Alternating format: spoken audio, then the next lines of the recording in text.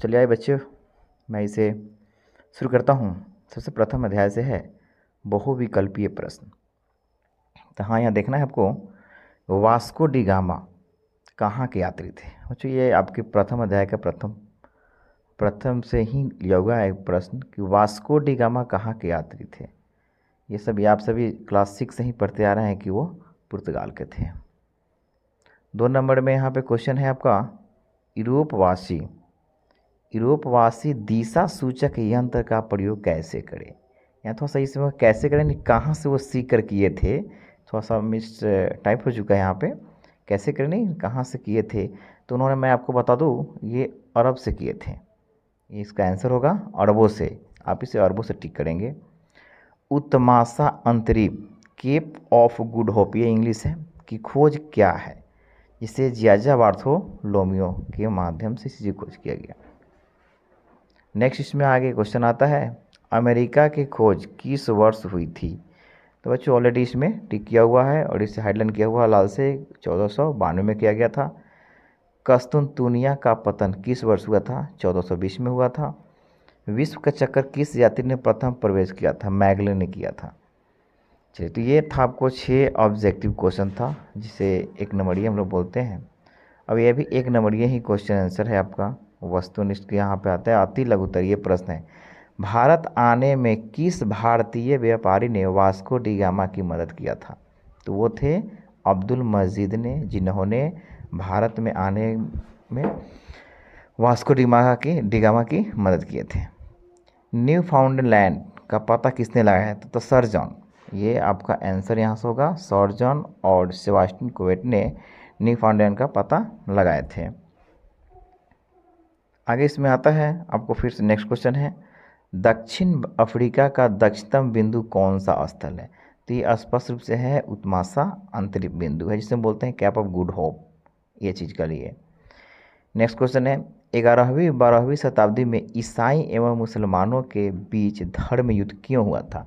तो ये धर्म की, ईसाई अपने धर्म के लिए और मुसलमान अपने धर्म के लिए लड़े थे। तो आप सभी इसमें देख सकते हैं, जेरूसलम पर अधिकार के मुद्दे को लेकर धर्म युद्ध हुआ था कि वो कहते थे जेरूसलम में मेरा अधिकार होगा, मेरा धर्म रहेगा, और वो लोग कहते थे कि इस पर मेरा। तो इसमें मुख्य है, सिर्फ इसको भी आप लिख सकते हैं, जेरूसलम।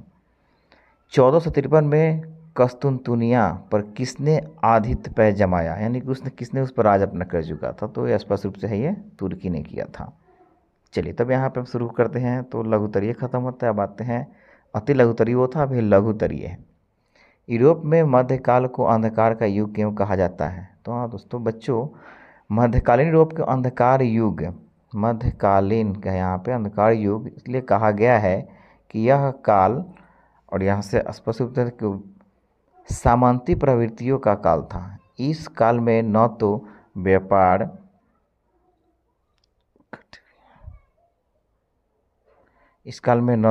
व्यापार वाणिज्य गतिशील था और न ही धर्म का स्वरूप ही मानवीय था।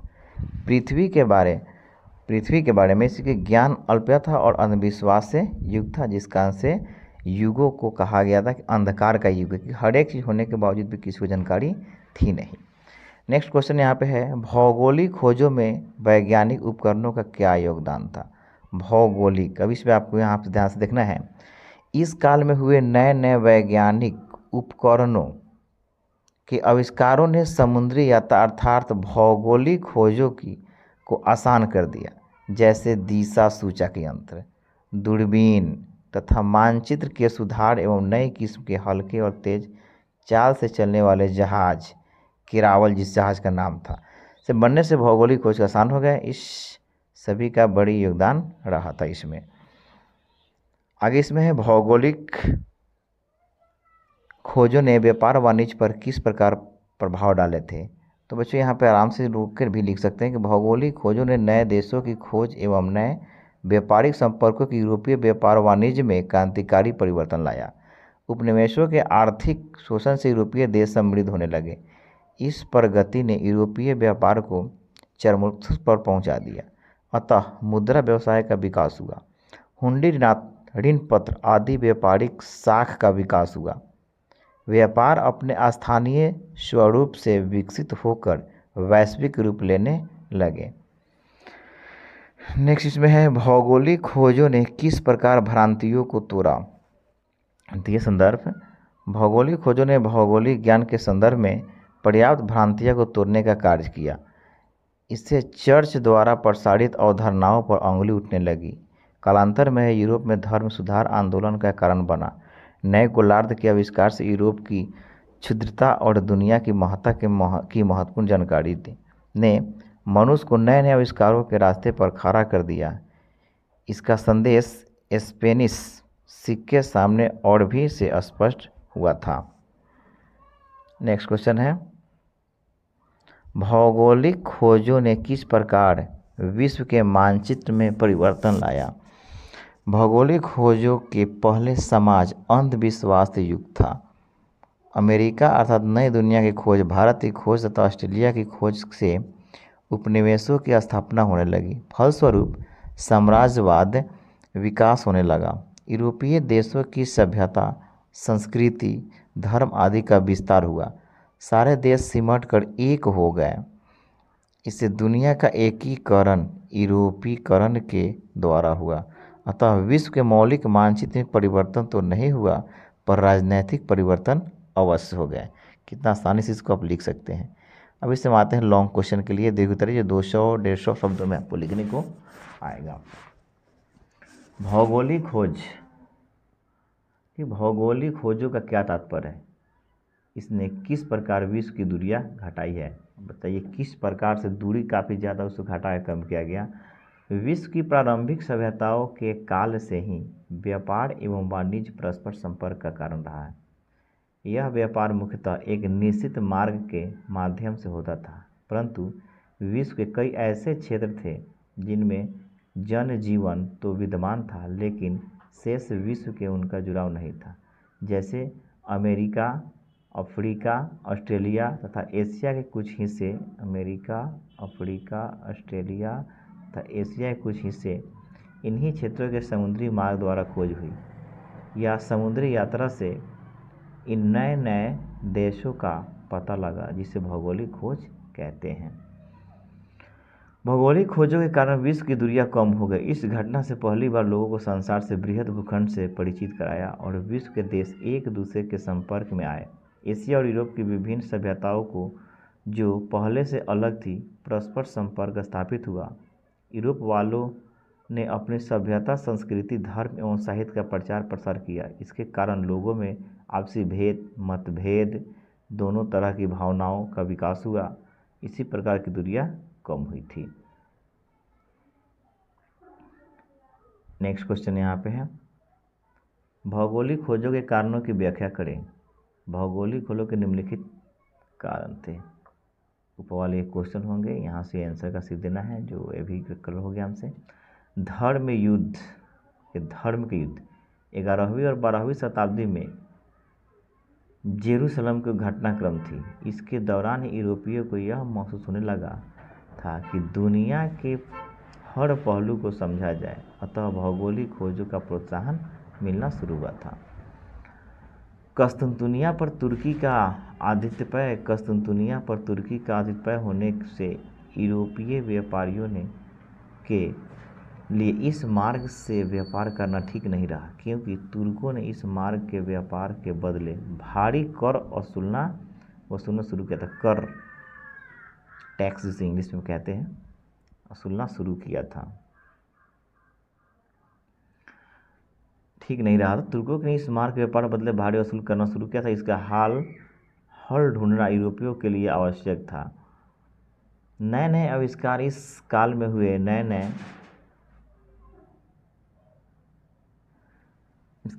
आविष्कारों ने समुद्री यात्रा पर नौसेना के विकास को आसान कर दिया। कंपास, दूरबीन, हल्के, मजबूत और तेज जहाज बने। उपकरणों की साहस के बल यूरोपीय नाविकों अटलांटिक के भूमध्य सागर से अपने जहाज उतारे। फलस्वरूप भौगोलिक खोज हुई। पुर्तगाल के राजकुमार आर स्पेन की महारानी का सहयोग पुर्तगाल के राजकुमार हेनरी द नेविगेटर तथा स्पेन की महारानी इसाबेला ने भौगोलिक खोजों को प्रोत्साहन दिया तथा जाने का खर्च आदि देकर के उन्होंने विदा किया।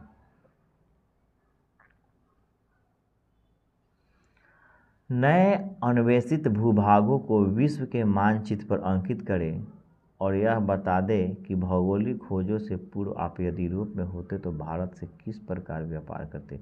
तो बच्चों ये एक टॉप सी चीज़ को दिखा गया है, बट आप अगर किताब को पढ़ लेते हैं तो उसमें और अच्छे से मैं चाहूँगा कि चैप्टर आप अध्याय चैप्टर का पढ़ने की कोशिश करेंगे। नए अन्वेषित भूभागों में कोलंबस ने अमेरिका की खोज 1942 में किए थे। बर्थो ने कैप ऑफ गुड होप का 1488 में खोज की। वास्को डी गामा ने कालीकट भारत में 1498 में प्रवेश किया। कैप्टन कुक ने ऑस्ट्रेलिया की खोज की। भौगोलिक खोजों से पूर्व यदि मैं यूरोप में होता तो वही माँ जिस कोलंबस ने अपनाया था चलकर जहाज द्वारा हम भारत आते। तो सबको यहाँ भारत की चर्चा करते हैं। अंधकार युग से आप क्या समझते हैं?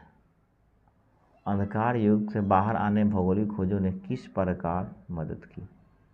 मध्यकालीन यूरोपीय इतिहास के अध्ययन से पता चलता है कि यह काल सामंती प्रवृत्तियां काल था। इस काल एक न तो व्यापार वाणिज्य गतिशील था और न ही धर्म का स्वरूप उदार एवं मानवीयता था। पृथ्वी के विषय में ज्ञान अत्यल्प एवं अंधविश्वास से युक्त था। भौगोलिक ज्ञान सीमित था अतः समुद्री व्यापार भी सीमित था। उस समय लोगों को विश्वास था कि अधिकतम दूरी पर जाने पर पृथ्वी के किनारों से गिरकर अनंत में विलीन हो जाना पड़ेगा।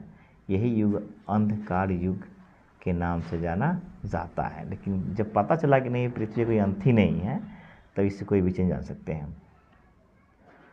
आगे इसमें पैराग्राफ करके लिखना है, अंधकार युग से बाहर आने में भौगोलिक खोजों का महत्वपूर्ण स्थान है। भौगोलिक खोजों के कारण आपसी जानकारी मिली, लोग एक दूसरे के निकट आए, एशिया और यूरोप की सभ्यताओं को मेल हुआ और एक दूसरे की सभ्यता और संस्कृति से परिचय हुआ।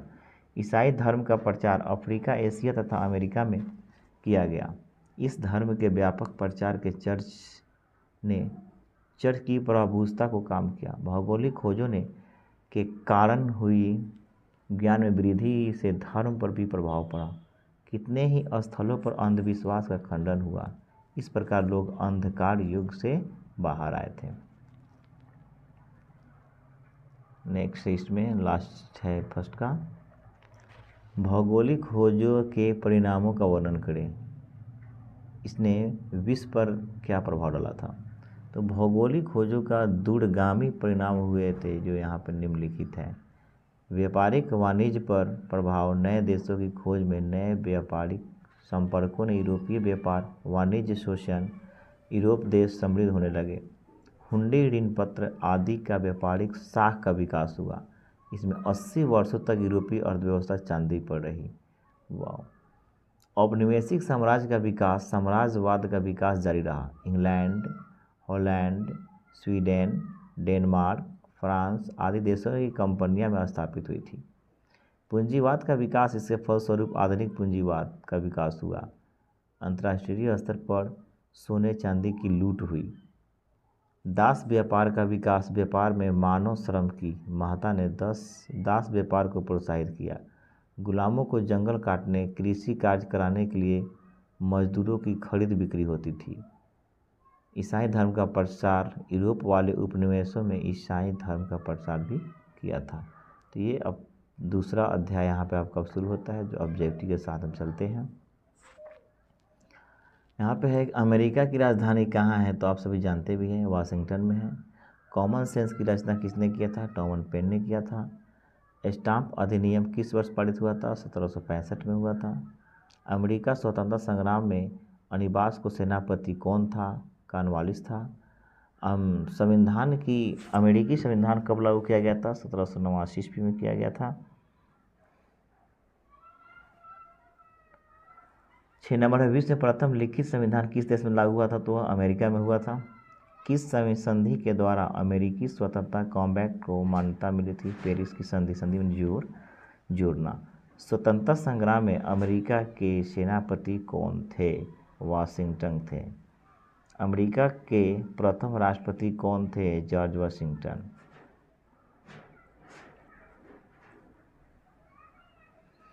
सप्तवर्षीय युद्ध किन दो देशों के बीच हुआ था? ब्रिटेन और फ्रांस। सप्तवर्षीय 7 वर्ष तक। आगे इसमें आता है अति लघुतरीय प्रश्न, गणतंत्र, मौलिक अधिकार और मताधिकार, उपनिवेश, राजतंत्र, इस सब का पान करके लिख देना है आपको। गणतंत्र 1 नंबर का ही है। गणतंत्र जनता का शासन जनता द्वारा धारण किया जाता है, उसे गणतंत्र कहते हैं। मौलिक अधिकार, मूल अधिकार संविधान का अधिकार देश के नागरिकों को दिया जाता है, वह मौलिक अधिकार कहलाता है। फ्रेंचाइज, प्रत्येक वयस्क को शासन के प्रतिनिधि का फ्रेंचाइज प्राप्त होता है, उसे बोलते हैं मताधिकार, जो मत देने का सबको अधिकार है। उपनिवेश शक्ति, गणराज्यों द्वारा विदेशी देशों के भूभाग पर बसा जाना, जिसे बोलते उपनिवेश। राजतंत्र, राजा द्वारा सम्मिलित राज्य को ही राजतंत्र कहा जाता है। इसका उदाहरण देना था। ये अति लघुतरीय था। फिर से एक और आता है यहाँ पे आपको शुरू होता है आप लघुतरीय। फर्स्ट क्वेश्चन है, अमेरिका या नई दुनिया की, यानी कि अमेरिका का खोज कब हुआ था? तो अमेरिका या नई दुनिया की खोज स्पेन की महत्वपूर्ण उपलब्धि थी। स्पेन की महत्व, स्पेन मुख्य हो जाएगा। इसमें यूरोप और अमेरिका के बीच समुद्री यात्रा को बढ़ावा मिला, तब जा कर के अमेरिका का खोज हुआ था। नई दुनिया की खोज इंग्लैंड के लिए चमक साबित कैसे हुई? नई दुनिया खोज इंग्लैंड के लिए चमक कैसे साबित हुआ था? दुनिया की नई खोज के कारण इंग्लैंड ने अपने 13 उपनिवेश स्थापित किए। इसका प्रशासन इंग्लैंड में रिवाज व्यवस्था के संविधान में हुआ था। संयुक्त राज्य अमेरिका की समृद्धि दोहन हो गए, जिससे उनकी आर्थिक स्थिति समृद्ध हो गई थी। 3 नंबर क्वेश्चन है, मुक्त व्यापार के सिद्धांत उपनिवेशियों के क्रांति के लिए कैसे प्रेरित किया? उपनिवेशवाद का सिद्धांत उपनिवेशवादियों को आर्थिक शोषण, उनके वजूद को दोहन करना था। इसी विरोध में मुक्त व्यापार की धारणा विकसित हो रही थी, जिसमें राज्य द्वारा व्यापार को नियंत्रित करने का विरोध किया गया था। इस सिद्धांत के अनुसार उपनिवेशवासी अपने व्यापार एवं अन्य क्रियाकलापों में इंग्लैंड के हस्तक्षेप को बढ़ावा देते थे। इसी ने उपनिवेशों को क्रांति के लिए प्रेरित किया।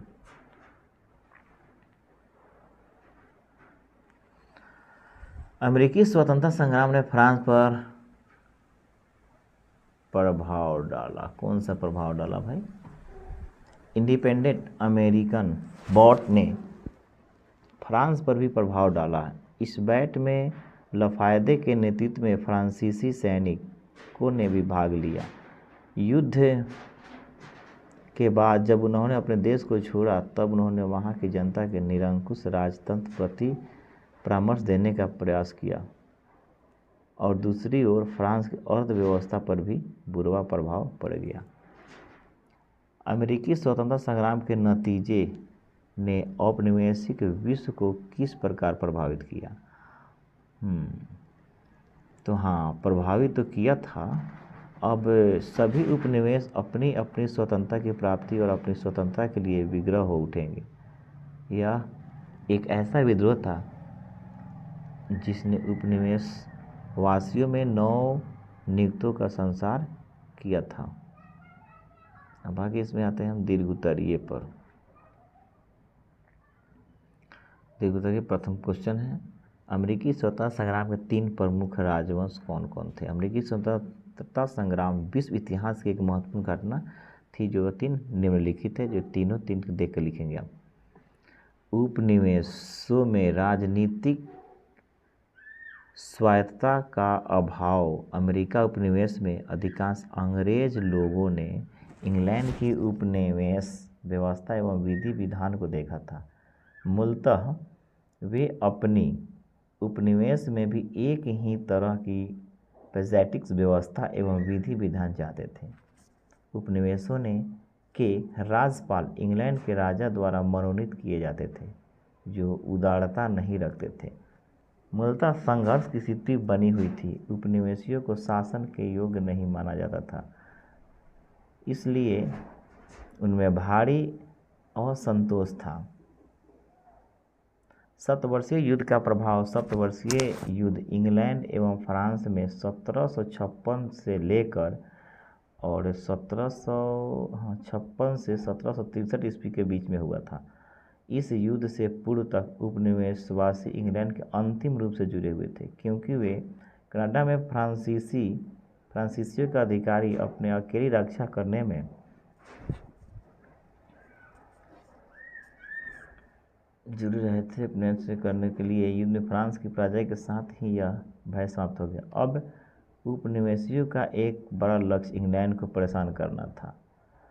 प्रोफेसर पोलार्ड ने कहा था, फ्रांस की प्रजा ने अमेरिका वासियों को स्वतंत्रता की इच्छा बढ़ाया।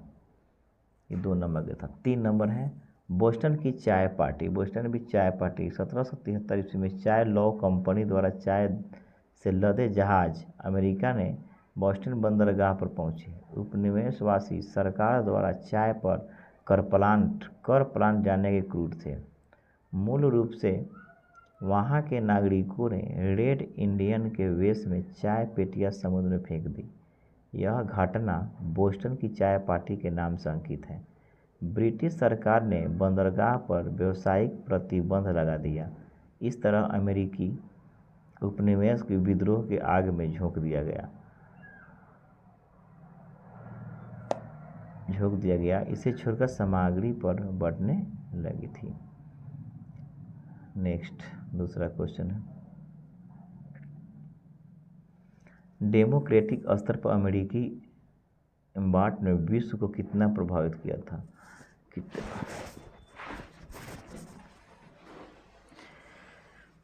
अमेरिकी कम्बोड का प्रभाव केवल 13 उपनिवेशों पर पड़ा था, बल्कि विश्व स्तर पर प्रभाव डाला गया।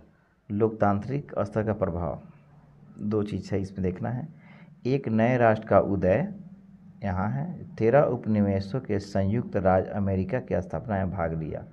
विश्व के मानचित्र पर नए राष्ट्रों का उदय हुआ। नए राष्ट्र के लिए 1787 में नया संविधान बनाया गया।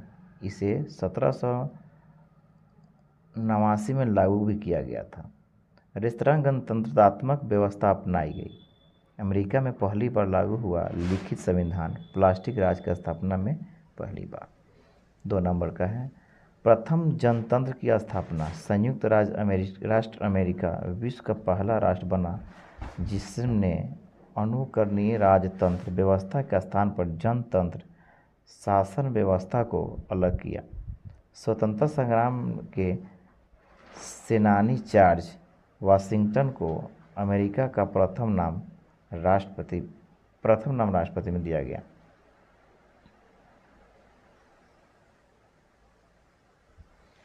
इस प्रकार लोकतांत्रिक स्तर पर विश्व भर में यह प्रभाव डाला गया। अन्य उपनिवेश भी अपनी स्वतंत्रता कल्पना करने लगे। अमेरिकी स्वतंत्रता संग्राम के नतीजों का आलोचनात्मक समीक्षा बताना है यहाँ पे।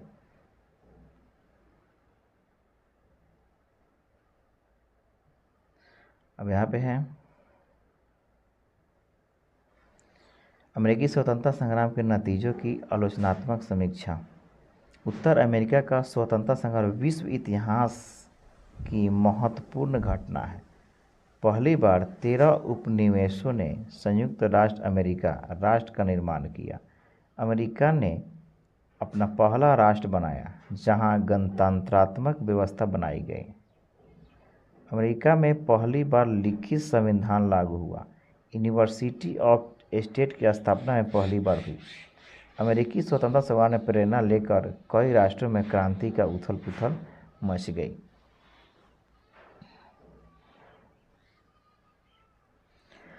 अमेरिकी गणतंत्र संग्राम से समाज पर भी प्रभाव। स्वतंत्रता संग्राम ने अमेरिकी समाज पर प्रभाव डाला। नई परिस्थिति में ब्रिटेन के राज के सहयोगियों को अमेरिका में पड़ोसी राष्ट्र कनाडा में शामिल होना पड़ा था। एकमात्र गणतंत्रात्मक विचारधारा से प्रभावित लोग ही अमेरिका में रह गए।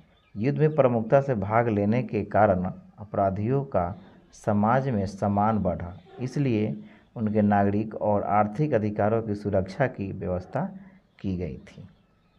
4 नंबर दूसरा अध्याय का चौथा, अमेरिकी स्वतंत्रता संग्राम में अंग्रेजों के पराजय के क्या कारण थे? तब इसे देखना है बाबरी, ये और हट जाएगा यहाँ से। बाबरी के पराजय में निम्नलिखित कारण थे। इंग्लैंड की दूरी, अमेरिका निवेश अटलांटिक महासागर से पाँच से 3,000 मील की दूरी पार थी, 3,000 मील। इससे युद्ध के सामान और रसद में साख बनी हुई थी। दूसरी ओर अमेरिका में भौगोलिक स्थिति में भी अंग्रेजी सैनिक नियुक्त थे। अमेरिका की शक्ति को मंजूरी दे दी गई और अधिकांश अंग्रेजी इसे गृह युद्ध ही समझ रहे हैं। उपनिवेशवासियों में उत्साह था, स्वतंत्रता के लिए भी करने की स्वतंत्रता के लिए भी लोग तैयार थे। ब्रिटिश सेना ने कुछ रणनीति भूले कि ब्रिटिश डिक्लेरेशन के बीच गंभीर वर्चस्व था। जॉर्ज तृतीय की हठ धार्मिकता की नीति के कारण उचित एवं अनुभवी नेता सरकार से अलग रहे। इंग्लैंड का अकेला युद्ध, यह इंग्लैंड की पराजय का मुख्य कारण था। उन्हें अन्य देशों का सहयोग नहीं मिल सका, जबकि अमेरिकी उपनिवेशों को विदेशी सहायता प्राप्त हुई, जो कि फ्रांस से प्राप्त हुई। टैक्सी, धन और सेवा की काफ़ी मदद मिली। जॉर्ज वाशिंगटन सुयोग्य सेना के नायक के रूप में मिल गए। उन्होंने बड़े साहसिक योद्धाओं के साथ मिलकर अंग्रेजी सेना को हराए थे। इतिहास, इसी का नाम है इतिहास। अब यहाँ पे तीसरा अध्याय आता है, उसके बाद एक अध्याय और बचेगा 7 तक। फ्रांस की क्रांति, आपको अब यहाँ पे जानना है फ्रांस की क्रांति क्या है। बहुविकल्पीय है। फ्रांस की राज क्रांति किस वर्ष में हुई थी? 1789 में हुआ था। बेस्टल का पतन कब हुआ था? 14 जुलाई 1789। प्रथम स्टेट में कौन आते हैं? पादरी। द्वितीय स्टेट में कौन आते हैं? कुलीन। तृतीय स्टेट में कौन आते हैं? तो यह है दार्शनिक। वोल्टेमर क्या था? वोल्टेमर एक लेखक थे। रूसो किस सिद्धांत का समर्थक था? जनता की इच्छा। मॉन्टेस्क्यू ने कौन सी पुस्तक लिखी थी? विधि का आत्मा। 9 नंबर क्वेश्चन है। फ्रांस की राजक्रांति के समय वहाँ का राजा कौन था? लुई 16वां। फ्रांस में स्वतंत्रता दिवस कब मनाया जाता है? 14 जुलाई को, जिसने अपना स्वतंत्र हुआ वो। अब यहाँ लघु उत्तरीय प्रश्न। फ्रांस की क्रांति के राजनैतिक कारण क्या थे? फ्रांस के राजनीतिक कारण। फ्रांस की राजनीतिक कारण क्या थे? फ्रांस की राजनीतिक के कारण निम्नलिखित थे।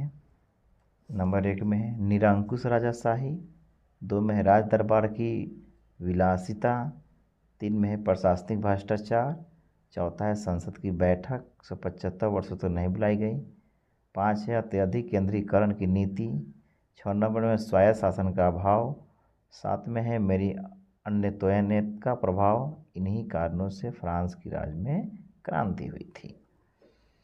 2 नंबर क्वेश्चन है फ्रांस की क्रांति के सामाजिक कारण क्या थे?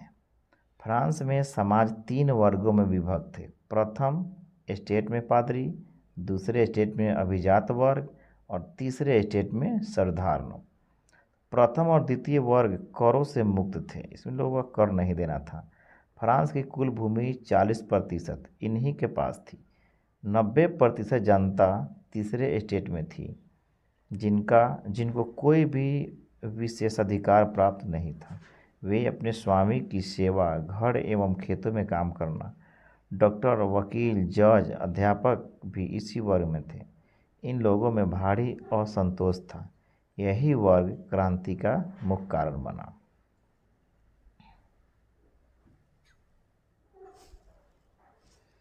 क्रांति के आर्थिक कारणों पर प्रकाश डालना है। फ्रांस की आर्थिक स्थिति ठीक नहीं थी, जिसे सुधारने के लिए वहाँ की जनता पर करों का बोझ लाद दिया गया। करों का विभाजन दोषपूर्ण था। प्रथम और द्वितीय वर्ग में मुक्त था, जबकि साधारण को कर दिया गया था। किसानों पर, भूमि पर, धार्मिक पर, संपत्ति कर आदि कर लगे हुए थे। दैनिक उपभोक्ताओं की वस्तुओं पर भी कर लगा सकते हैं, प्रस्तुत भी किया गया कि लगाया गया था। क्रांति होने से उद्योगों का उपयोग शुरू हुआ और बाजारों की संख्या में वृद्धि हुई। आदिवासियों पर कई तरह के कर प्लान दिए गए थे, जैसे गिल की पाबंद, सामंती कर, जुराविया साय कर आदि। इस कारण यहाँ व्यापार का विकास नहीं हो पाया। ये सभी कारण क्रांति को बढ़ावा दिया था। तो लॉन्ग है। फ्रांस की क्रांति के प्रमुख पहल। फ्रांस की क्रांति के प्रमुख पहलुओं का उल्लेख करें। फ्रांसीसी क्रांति के विषय में कहा जाता है कि यह एक मध्यम श्रेणी की क्रांति थी। फ्रांस की क्रांति की स्थिति बड़ी गंभीर थी। इस स्थिति को समझने या स्पष्ट करने में सिद्धांतों ने बड़ा योगदान दिया। फ्रांस के अनेक ईश्वरवादी विचारक और लेखक हुए। इन लोगों ने करारा कर आर्किटेक्चर व्यवस्था को हिट किया। जनता के विचारों से गहन रूप से प्रभावित और क्रांति की तैयारी की गई। इनमें प्रमुख मॉन्टेस्क्यू, वॉल्टेयर और रूसो थे।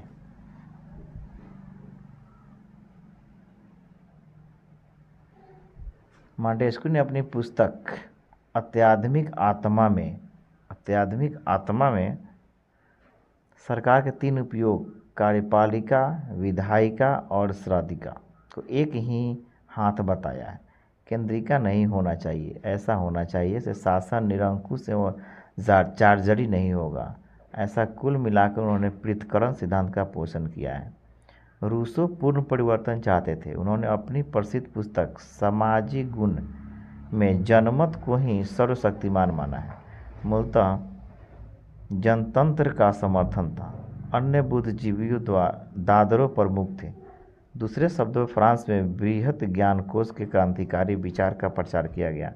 फ्रांस के अर्थशास्त्रियों केजन और तुर्गन ने समाज और आर्थिक शोषण और नियंत्रण की आलोचना की और मुक्त व्यापार का समर्थन किया। 5 नंबर क्वेश्चन, थोड़ा ज़्यादा लॉन्ग क्वेश्चन है ही। लेटस डी कैसेट से आप क्या समझते हैं? लेटस डी कैसेट से फ्रांस में बिना अभियोग के गिरवी वारंट हुआ था। वारंट आप समझ सकते हैं। फ्रांस में सभी प्रकार की स्वतंत्रता की कमी थी। भाषण, लेख, विचार की अभिव्यक्ति और धार्मिक स्वतंत्रता का पूर्ण अभाव था। वहाँ राजधर्म, कैथोलिक और प्रोटेस्टेंट धर्म की अनुयायियों का कठोर दंड दिया जाता था। ऐसे धर्मावलंबियों को राजा अभियोग कर गिरफ्तारी वारंट दिए गए थे। उसे ही लेटस डे कैसेट्स कहते हैं।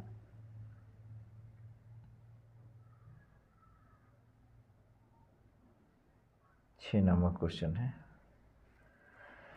यहाँ अमेरिका की स्वतंत्रता संग्राम का फ्रांस की क्रांति पर क्या प्रभाव पड़ा था? अमेरिका की स्वतंत्रता संग्राम का फ्रांस पर क्रांति का क्या प्रभाव पड़ा, तब इसको जानना है। अमेरिका के स्वतंत्रता संग्राम का फ्रांस की क्रांति पर बहुत बड़ा प्रभाव पड़ा था। अमेरिका के स्वतंत्रता संग्राम में लफायते के नेतृत्व में फ्रांसीसी मुख्य हो जाएगा फ्रांसीसी सेना ने इंग्लैंड के खिलाफ युद्ध में भाग लिया था। उन्होंने वहां देखा कि अमेरिका के 13 उपनिवेशकों ने कैसे औपनिवेशिक शासन को समाप्त कर लोकतंत्र की स्थापना की थी। स्वदेश लौटे लोगों ने देखा कि जिन सिद्धांतों की रक्षा के लिए वे अमेरिका में युद्ध कर रहे थे, उनके अपने देश में ही कमी थी। वे सैनिक फ्रांस में क्रांति का अग्रदूत लोकतंत्र को संदेश फैलाने लगे। जनसाधारण पर बहुत प्रभाव पड़ा और अंत में वो फ्रांस की क्रांति का कारण बना। क्या बात है।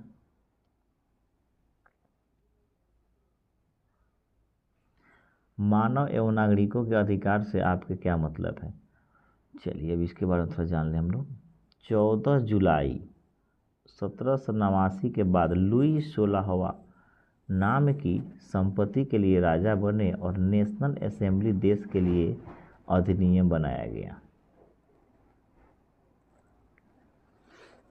इसी तरह की सभी एक महत्वपूर्ण उपलब्धि थी। 27 अगस्त 1989 को मानव और नागरिकों के अधिकार, मनुष्य और नागरिक के अधिकारों को घोषणा में स्वतंत्रता, संपत्ति की सुरक्षा और विद्रोहियों के मुक्ति के अधिकार की को नैसर्गिक अफ्रीका मनाया गया। नैसर्गिक अफ्रीका माना गया, इसको अफ्रीका मान लिया गया।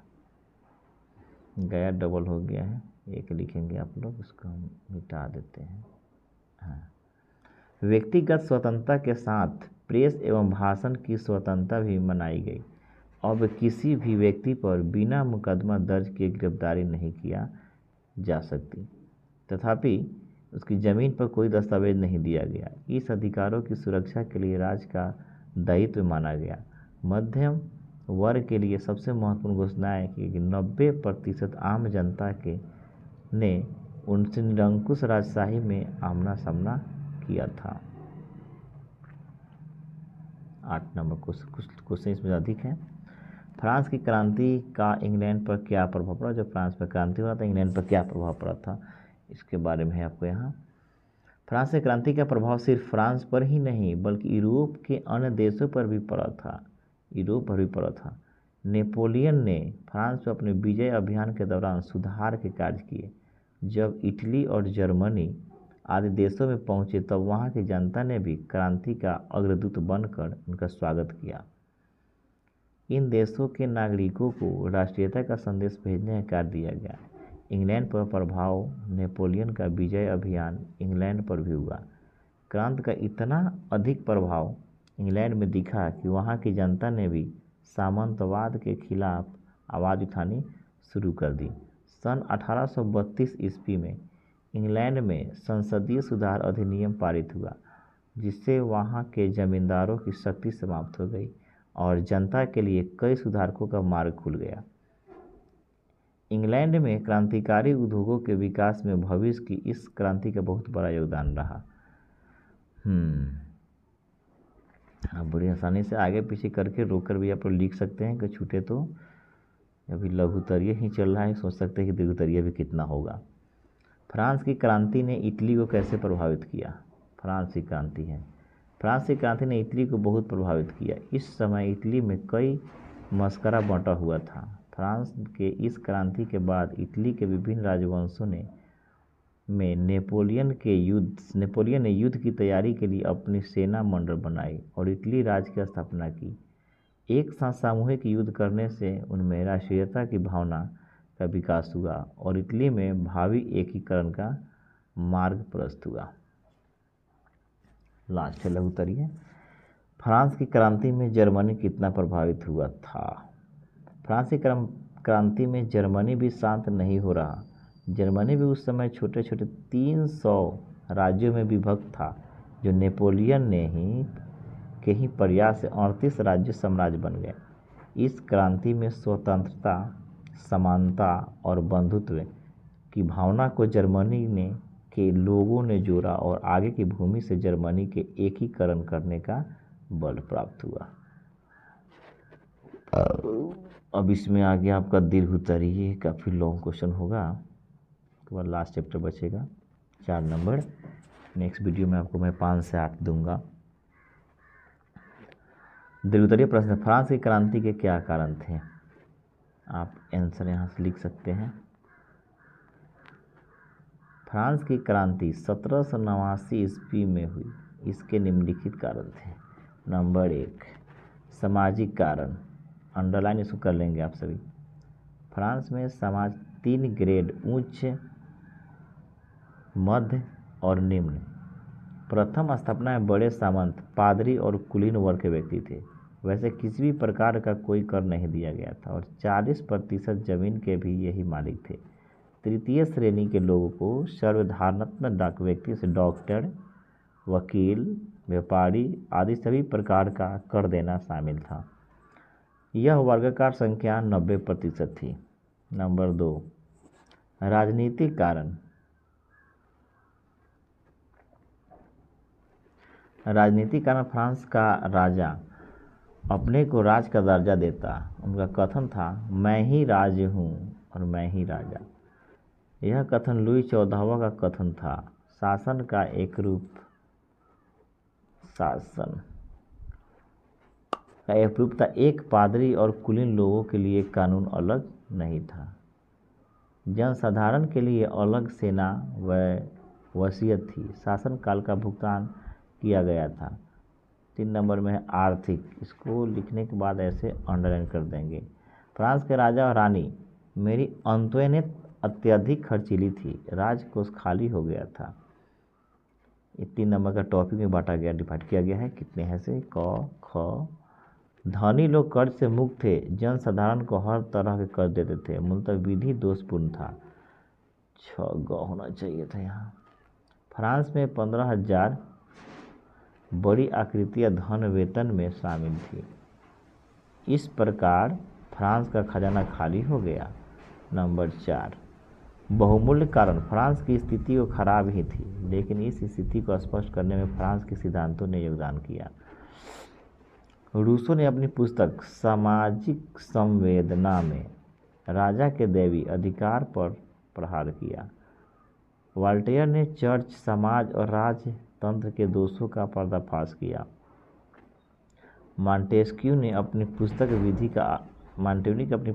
विधि का आत्मा में सरकार के भीतर विधायिका, कार्यपालिका और श्राद्ध के बीच सत्य भक्ति की बात कही। तत्कालीन कारण इस प्रकार के खाद्य पदार्थों के कारण फ्रांस की क्रांति हुई थी। चलिए 2 नंबर आइए, देख सकते हैं कितना लंबा चौड़ा क्वेश्चन है। इसका ही आंसर है, ये है 200 शब्दों 300 शब्दों में लिखने वाला। फ्रांस की क्रांति के प्रभाव का उल्लेख करें। फ्रांस की क्रांति के निम्नलिखित परिणाम हुए। पुरातन व्यवस्था का अंत। इस क्रांति की पुरातन व्यवस्था प्राचीन शासन को समाप्त कर दिया। आधुनिक युग का शुरुआत हुई। इसमें स्वतंत्रता, समानता और बंधुत्व को प्रोत्साहन मिला। सामंतवाद का अंत हो गया। एनलास्ट टेस्ट की स्थापना। क्रांति के साथ एनुअल स्टेट की स्थापना हुई। बुद्धिवाद का उदय हुआ और जनता को धार्मिक स्वतंत्रता का पेशकश की गई। जनतंत्र की स्थापना। फ्रांस की क्रांति ने राजा के दैवीय अधिकार के सिद्धांत को समाप्त कर दिया और जनतंत्र की स्थापना की। व्यक्ति की महिमा। 1791 ईस्वी व्यक्ति के महत्व।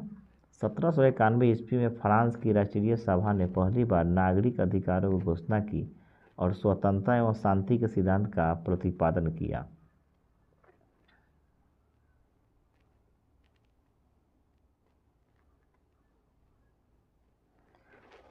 समाजवाद का आरंभ। फ्रांसीसी क्रांति ने समाजवाद का बीजारोपण किया। जैकोबिनों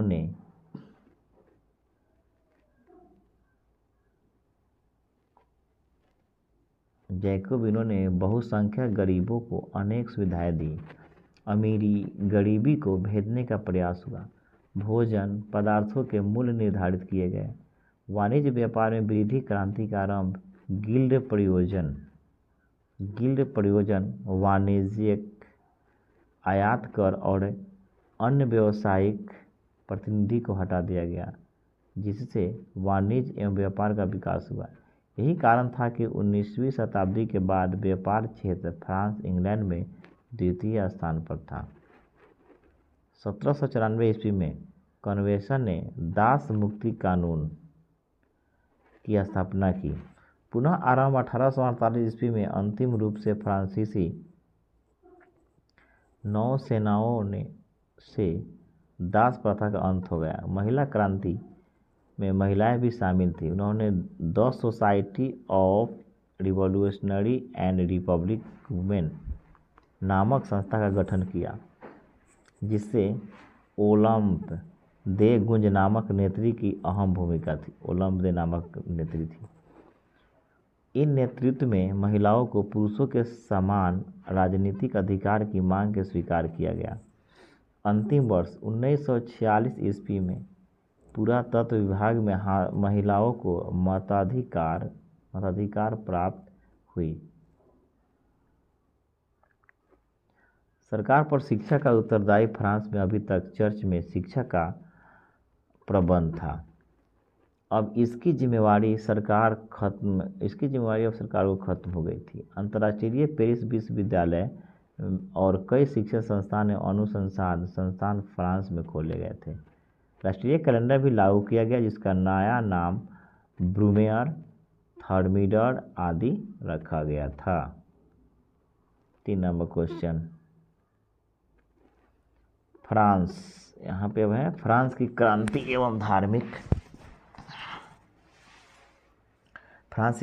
एवं मध्यम वर्गीय क्रांति थी, यह आप कैसे कह सकते हैं? फ्रांस में सबसे अधिक असंतोष मध्यम वर्ग में था, जिसका सबसे बड़ा कारण यह था कि सुयोग्य एवं संपादकीय होते हुए भी उन्हें कुलीनों को सामाजिक सम्मान के रूप में प्राप्त नहीं किया गया था। वे सभी प्रकार के राजनीतिक अधिकारों से अप्रभावित थे। राज्य में सभी बड़े पद कुलीनों के लिए सुरक्षित थे। उसका मानना था कि सामाजिक ओहदे का अधिकार योग्यता होनी चाहिए, न कि वंश। मध्यम वर्ग के साथ कुलीन वर्ग के लोग बहुत बुरे और अप्रिय व्यवहार करते थे। ये बात भी उनकी बहुत सारी ऑनलाइन शॉपिंग। इसी कारण से फ्रांस की क्रांति का सबसे महत्वपूर्ण नारा समानता था, जिसे मध्यम वर्ग के साथ लिया गया था। मध्यम वर्ग में शिक्षित वर्ग के लोगों ने राजनीतिक, सामाजिक, आर्थिक एवं धार्मिक दोषों को खोज की और जनमानस में जन्म लिया। फ्रेंच बुद्धिजीवियों ने फ्रांस में अनमोल स्मारक का सूत्रपात किया। इनमें मॉन्टेस्क्यू, वोल्टेयर और मॉन्टेस्क्यू ने अपनी पुस्तक आध्यात्मिक आत्मा में सरकार के त्रिगुणों को पृथक करने के लिए रूसो को बल दिया। पूर्ण परिवर्तन चाहते थे, उसने पूर्ण परिवर्तन भी चाहते थे। उन्होंने अपनी पुस्तक सामाजिक सिद्धांत में राज्य को व्यक्ति द्वारा निर्मित संस्था और समान इच्छा को संप्रभु माना है। अतः जनतंत्र का समर्थन था। फ्रांस में किन्स एवं टर्गो जैसे अर्थशास्त्रियों ने समाज में अधिक शोषण एवं आर्थिक नियंत्रण की आलोचना करते हुए मुक्त व्यापार की समर्थन किया। इस प्रकार मध्यम वर्गीय लोगों में राजा एवं कुलीन वर्ग के लोगों के प्रति घृणा की भावना थी, जो क्रांति के रूप में ले गई थी। क्रांति, इसको कर दीजिएगा, क्रांति। फ्रांस की क्रांति को मध्यम श्रेणी क्रांति भी कहा जाता है।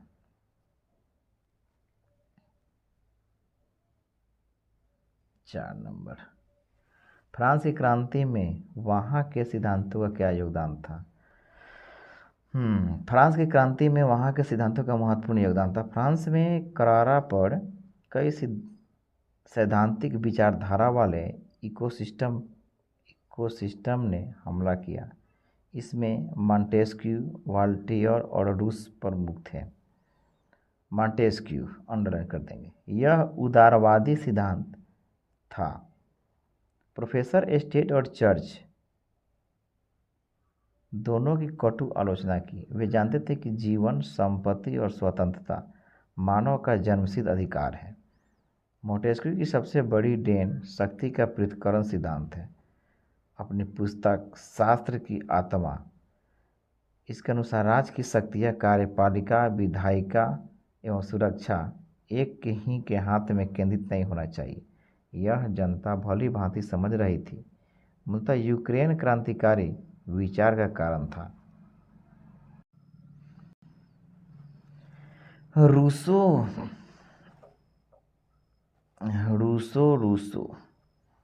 फ्रांस का सबसे बड़ा सिद्धांत था। वह लोकतांत्रिक शासन व्यवस्था के समर्थन थे। अपनी पुस्तक सामाजिक अनुबंधन में उन्होंने जनमत को ही सर्वशक्तिशाली माना। राज्य जनता की निगरानी के लिए प्लांट बनवाया गया था, अतः वह वर्तमान स्थिति में दस्तावेज था। रूसो के अनुसार व्यक्ति द्वारा निर्मित संस्था और सामान्य इच्छा को संप्रभु ने माना। मूलतः वह जनतंत्र के समर्थक थे। रूस के क्रांतिकारी विचार ने फ्रांस में क्रांति के विस्फोट के लिए पृष्ठभूमि तैयार कर दी। 4 नंबर है दीदारों के वृहत ज्ञान कोश यूसाइक्लोपीडिया के द्वारा निरंकुश राजतंत्र, समाजवादी पार्टी और जनता के शोषण की घोर निंदा की गई है। इसका प्रभाव फ्रेंच जनता पर भी खूब पड़ा। नंबर 5 केजन एवं टर्गो इन अर्थशास्त्रियों ने समाज में आर्थिक शोषण, आर्थिक एवं नियंत्रण की आलोचना करते हुए मुक्त व्यापार का समर्थन किया। इन सभी फ्रांस की जनता पर महत्वपूर्ण प्रभाव पड़े थे। 5 नंबर क्वेश्चन अभी है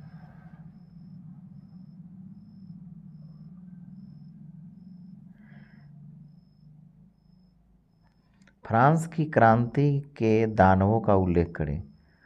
उत्तर फ्रांस की क्रांति 1789 ईस्वी में हुई थी। इस क्रांति से न केवल फ्रांस बल्कि दुनिया के सभी देश इसके विनाश के रूप में प्रभावित हुए। दरअसल इस क्रांति के कारण एक नए युग का उदय हुआ था। इसके 3 प्रमुख सिद्धांत थे: लोकतंत्र, स्वतंत्रता और राष्ट्रों की भावना को पूरे विश्व के लिए अमर शोभायमान सिद्ध किया गया।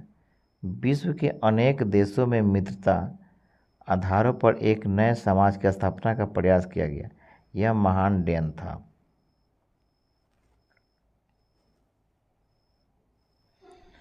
स्वतंत्रता फ्रांसीसी एक लिखेंगे, इसमें डबल हो गया। स्वतंत्रता फ्रांसीसी क्रांति का एक मूल सिद्धांत था। इस सिद्धांत में यूरोप के लगभग सभी देश प्रभावित हुए। फ्रांस में मानवाधिकार की घोषणा पत्र में सभी लोगों को उनके अधिकारी से शामिल किया गया। देश में अर्धदोष भूदास प्रथा का अंत कर दिया गया। इस प्रकार निर्धन किसानों को पूर्वोत्तर से मिल सका। सभी के लिए समान कानून बनाए गए। वर्ग भेद मिट गया। लोकतांत्रिक फ्रांस की क्रांति ने निरंकुश और तानाशाही शासन का अंत कर दिया और उसके स्थान पर लोकतांत्रिक शासन की स्थापना हुई। सिद्धांत फ्रांसीसी क्रांति के समय में ही फ्रांस के महान सिद्धांतों की किताबें, मॉन्टेस्क्यू की किताबें सिद्धांत की आत्मा के रूप में सामने आई। रूसी की पुस्तकें सामाजिक लक्षण और दीदारों क्लिस की बृहत ज्ञान कोश, ये सभी अनोखी किताबें हैं जो कॉर्नवेलिस की महान मांद है। फ्रांस की क्रांति ने यूरोपीय देशों को किस तरह प्रभावित किया?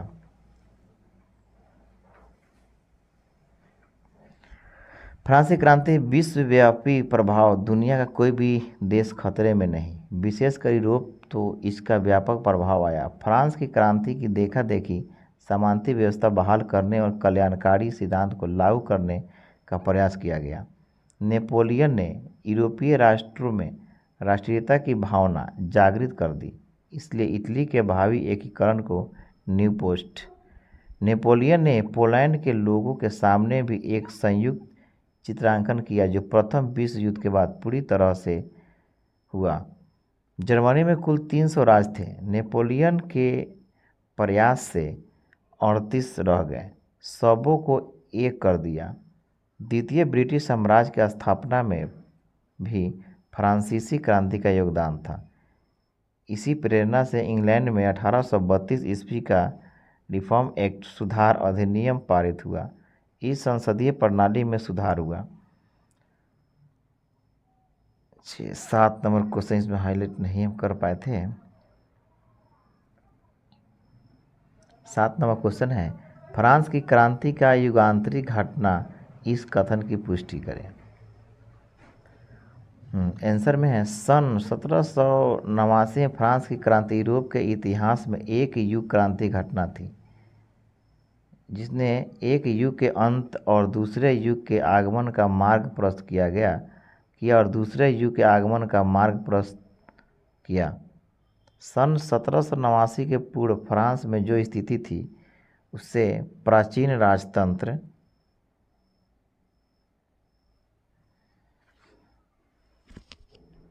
के नाम से जाना जाता था। इस समय सामंती व्यवस्था थी। समाज 3 टुकड़ों में बट गया था: कुलीन वर्ग, पादरी वर्ग, सामान्य वर्ग। इसमें प्रथम और द्वितीय वर्ग को किसी प्रकार का टैक्स नहीं दिया गया। राजा चारी था। फ्रांस में प्रतिनिधि की सर्वथा कमी थी। हालांकि स्टेट्स जनरल ने प्रतिनिधि सभा बुलाई थी, तथापि 1614 के बाद इसकी बैठक ही नहीं हुई थी। राज्य में कानूनी एक रूपता का अभाव था। राजा की इच्छा ही कानून थी। राजा ने कहा था, मैं ही राज हूँ। उसने कहा था कि मैं ही राज हूँ। राजा की इच्छा को चुनौती नहीं दी जा सकती। राजा और कुलीन वर्ग का अभिषेक राम का जीवन काल हुआ। चर्च में राज्य में एक प्रभावशाली संस्था थी। 90% जन समुदाय किसान अलग अलग रहते थे तरह से नाराजगी जता रहे थे कि महंगाई की मार में जीविका का संकट पैदा हो गई है। दूसरे गिल्ड व्यापारी संगठन ने संयुक्त राष्ट्र क्रांतिकारी कानून अवैध रूप से व्यापार की प्रगति नहीं हो रही थी। इस प्रकार फ्रांस की पुरातन व्यवस्था को समाप्त कर स्वतंत्रता विचार वाले समाज की स्थापना का मार्ग प्रशस्त किया गया।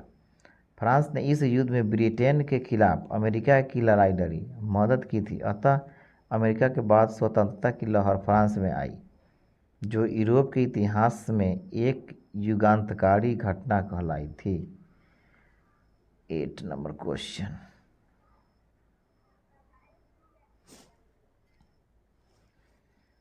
फ्रांस की क्रांति के लिए लुई 16वां किस तरह के राजनेता थे? लुई 14वां के बाद फ्रांस की गद्दी पर लुई 16वां गद्दी पर जो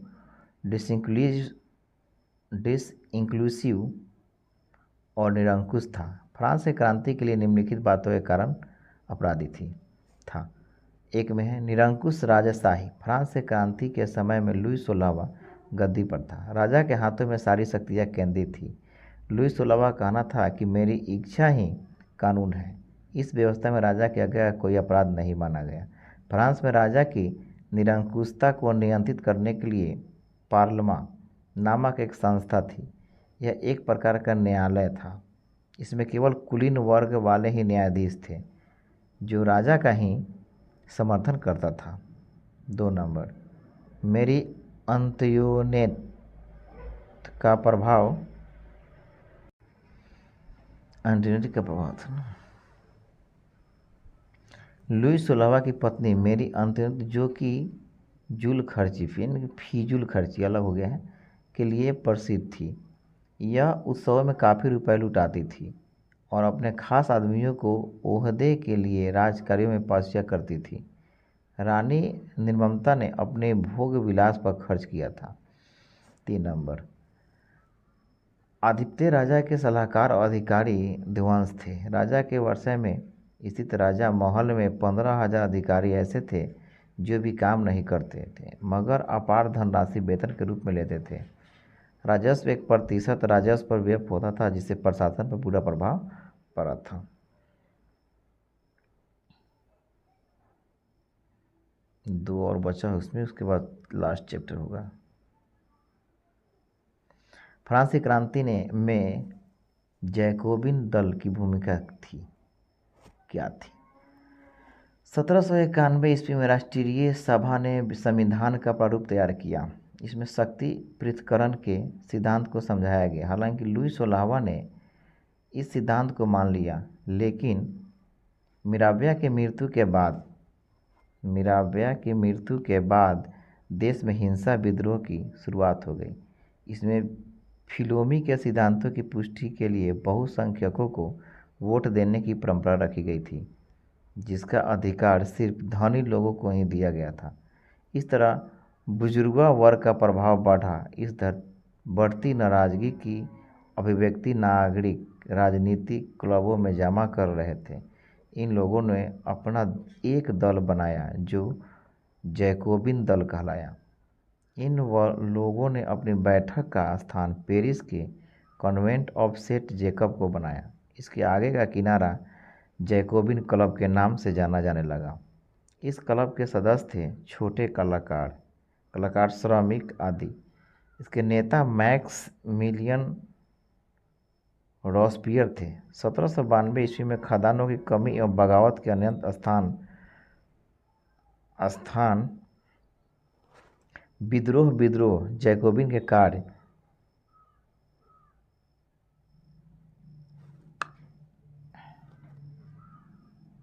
के स्थान विद्रोह जैकोबिन कार रॉबस्पियर गठबंधन के समर्थक थे। चित्रकारी की स्थापना 14 महीने में लगभग 17,000 लॉजिस्टिक पर की गई और उन्हें फांसी दे दी गई। डायरेक्टर प्रजातंत्र का पोषक रॉबस्पियर प्रजातंत्र का पोषक था। 21 वर्ष से अधिक आयु के लोगों को मतदान का अधिकार प्राप्त हुआ। यरक पास उनके राष्ट्रपति पद के लिए निर्वाचित हुए। 21 सितंबर 1792 ईस्वी को नौजमा असेंबली को सम्मेलन का नाम दिया गया और राजा की सत्ता को समाप्त कर दिया गया। प्रशिक्षण के अपराध में लुई 16वां पर मुकदमा दायर किया गया और 21 जनवरी 1793 को उन्हें फांसी पर चढ़ा दिया गया। रॉबस्पियर का आतंक राज 1793 ईस्वी तक उत्कर्ष पर था। राष्ट्र का कैलेंडर 22 सितंबर 1792 लागू हुआ। इन सभी को रॉबस्पियर ने सर्वोच्च सत्य की प्रतिष्ठा के रूप में स्थापित किया, लेकिन सभी को संप्रदाय सिद्ध कर दिया गया। उनकी हिंसात्मक कार्रवाइयों की वजह से विशेष न्यायालय ने 27 जुलाई 1794 को उन्हें मृत्युदंड दिया। इस तरह जैकोबिन का फ्रांस की क्रांति पर प्रभाव देखने को मिला। लास्ट है नेशनल असेंबली और नेशनल कन्वेंशन के फ्रांस के लिए कौन कौन से सुधार किए। एक में के हैं नेशनल असेंबली द्वारा बनाया गया सुधार इस प्रकार है। 14 जुलाई 1789 के बाद लुई 16वां नाम का राजा रह गया और नेशनल असेंबली देश के लिए एक्ट बनाया गया। 21 अगस्त 1789 को मानव और नागरिकों का अधिकार को स्वीकार किया गया। इसमें घोषणा की गई कि प्रत्येक व्यक्ति को अपने विचार प्रकट करने तथा इसके इच्छानुसार धर्म पालन करने का अधिकार प्राप्त होगा। अभिव्यक्ति की स्वतंत्रता, व्यक्तिगत स्वतंत्रता के राष्ट्रपति पद का संकल्प की स्वतंत्रता भी मनाई गई। संवैधानिक राजतंत्र की स्थापना, एक संवैधानिक राजतंत्र की स्थापना हुई। अब राज्य में किसी भी व्यक्ति को बिना मुकदमा चलाए गिरफ्तार नहीं किया जा सकता और दस्तावेज में दिए गए बिना उसकी ज़मीन पर कब्जा नहीं किया जा सकता है। निजी संपत्ति का अधिकार, सभी नागरिकों को निजी संपत्ति बनाए रखने का अधिकार दिया गया है। शक्ति विभाजन के सिद्धांत को समझाया गया है कि इन सभी ने घोषणा की कि वे अत्यंत महत्वपूर्ण थे।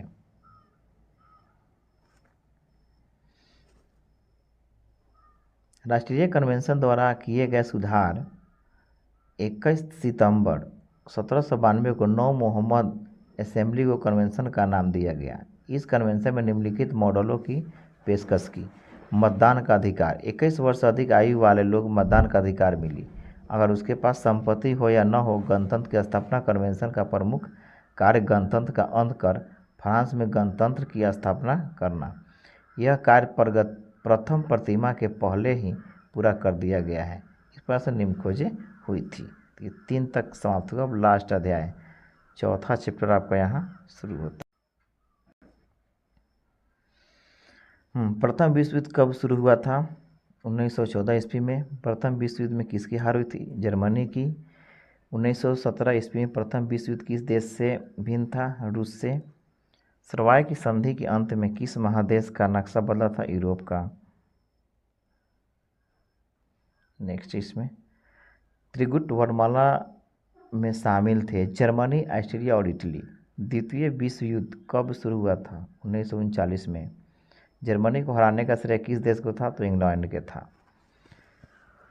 द्वितीय विश्व युद्ध में किस देश की हार हुई थी? जर्मनी की हुई थी। द्वितीय विश्व युद्ध में पहला एटम बम कहाँ था पर गिरा था? हिरोशिमा पर। द्वितीय विश्व युद्ध का अंत कब हुआ था? 1945 को। अब यहाँ लघुत्तरीय।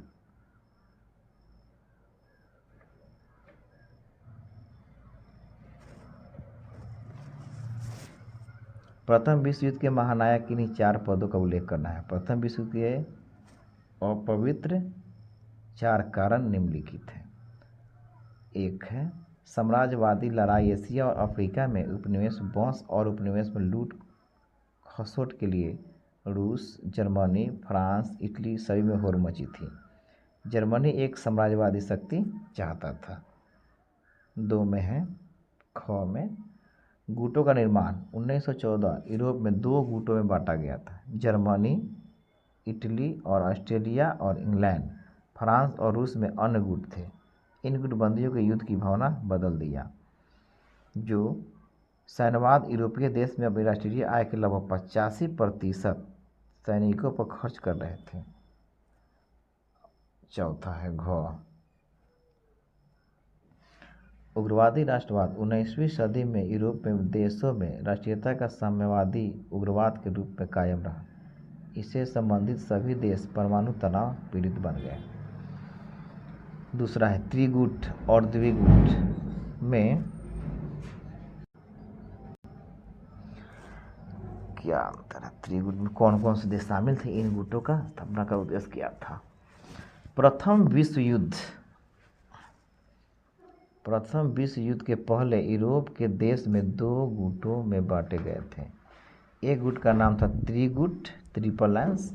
इस गुट में जर्मनी, ऑस्ट्रिया और इटली शामिल थे।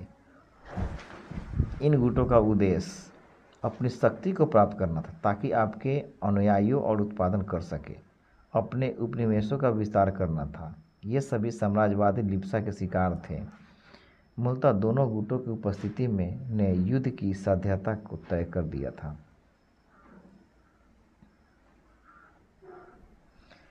अब यहाँ प्रथम विश्व युद्ध का तत्कालीन कारण क्या था? 28 जून 1914 ईस्वी को बोस्निया की राजधानी राजा साराजेवी को ऑस्ट्रिया के राजकुमार आर्कड्यूक फ्रडिनेट की हत्या सर्व जाति से के किसी व्यक्ति ने कर दी। ऑस्ट्रिया ने इसके लिए सर्व जाति को ही दोषी ठहराया, जिसे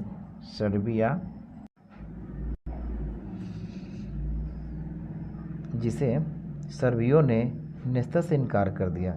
28 जुलाई 1914 को ऑस्ट्रेलिया ने सर्बिया पर आक्रमण कर दिया और फल युद्ध में कूद पड़ा। इस प्रकार आर्कड्यूक फ्रडिनेट की हत्या का तत्कालीन कारण युद्ध के रूप में सामने आया।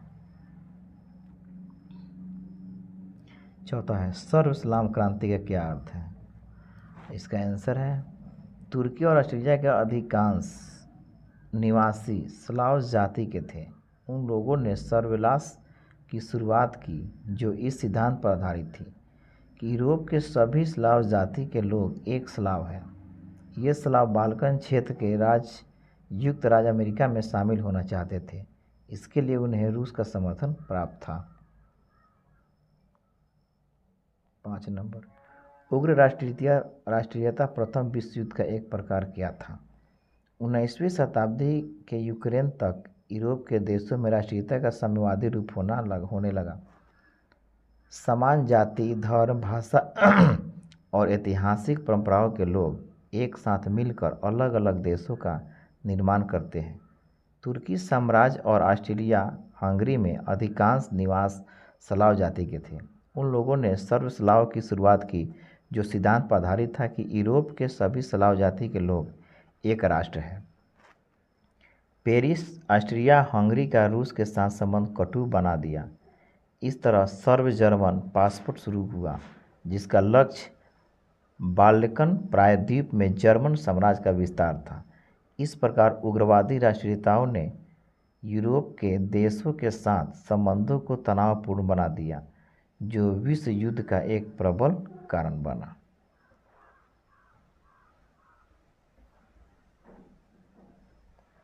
द्वितीय विश्व युद्ध प्रथम विश्व युद्ध की ही परिणति थी। कैसे? द्वितीय विश्व युद्ध एक प्रतिशोधात्मक युद्ध था। इस युद्ध के बीच सर्वाय की संधि में ही नीचे दिए गए थे मित्र राष्ट्रों ने जिस प्रकार व्यवहार जर्मनी के साथ किया उसे जर्मन लोग कभी भी भूल नहीं सकते थे। जर्मनी को इस संधि पर हस्ताक्षर करने के लिए हस्ताक्षर किया गया था। जर्मनी के साम्राज्य का एक बड़ा मित्र राष्ट्र शांति के प्रयासों में भाग लिया। सैनिकों की आर्थिक दृष्टि से पंगु बनाया गया। मूलतः जर्मन वाले सर्वाय संधि को एक राष्ट्रीय कलंक मानते थे। इसमें मित्र राष्ट्रों की प्रतिशोध की भावना शामिल है। हिटलर ने इस मनोभावना को और भी शानदार कर दिया। उन्होंने सर्वाय की संधि की धज्जियां उड़ा दी। विजित राष्ट्रगुप्त संधियों के माध्यम से झुठलाते हुए भी पराजित राष्ट्र इस यथार्थ को जानते हुए बौखलाहट से भर गए। हिटलर ने द्वितीय विश्व युद्ध की शुरुआत की। द्वितीय विश्व युद्ध के लिए हिटलर कहाँ तक जिम्मेदार थे? स्वर्गीय की संधि जर्मनी के साथ जो हुआ अन्याय और अत्याचार ही था। जर्मन वाले तो उन्हें राष्ट्रीय कलंक मानते ही थे। ऐसे ही समय में हिटलर का उदय हुआ। वह नाजी पार्टी का स्थापना की। जर्मनी तानाशाह बन गया। उन्होंने स्वर्गीय की संधि की धज्जियां उड़ा दी। वह अपने साम्राज्य का विस्तार कर आर्थिक संकट दूर करना चाहता था। उन्होंने पोलैंड डेजिंग के दरगाह की मांग की। पोलैंड के आक्रमण पर उसने उस पर आक्रमण कर दिया और द्वितीय विश्व युद्ध का बिगुल बजा उठा। अतः हिटलर ने कई अंशों में प्रतिद्वंदी था। द्वितीय विश्व युद्ध के 5वें पहलुओं का उल्लेख करें। द्वितीय विश्व युद्ध के निम्नलिखित परिणाम थे। एक में धन जन क्षति। इस युद्ध में व्यापक धन की हानि हुई। जर्मनी ने लगभग 60 लाख करोड़ के घाट उतारे थे। लाखों लोगों की हत्या मशीनरी शिविरों में कर दी गई। इस युद्ध में 5 करोड़ से अधिक नागरिक शामिल थे, जिनमें 2.2 करोड़ सैनिक शामिल थे और 2.8 करोड़ से अधिक नागरिक शामिल थे और 1.2 करोड़ मशीनी अभियान फांसीवादियों के आतंक के कारण मारे गए थे। रूस के 2 करोड़ लोग और जर्मनी के 60 लाख लोग मारे गए। यह भयानक परिणाम था। इस युद्ध में लगभग 13 खरब 84 अरब 90 करोड़ डॉलर खर्च हुए थे। यूरोपीय श्रेष्ठता राष्ट्रों की प्रभुत्व समाप्त हो गई। द्वितीय विश्व युद्ध के बाद यूरोपीय राष्ट्रों की प्रभुत्व समाप्त हो गई। डबल लाइन आ गया है। एशिया के देश जैसे भारत, श्रीलंका, वर्मालाया, इंडोनेशिया, मिस्र आदि देश स्वतंत्र हो गए।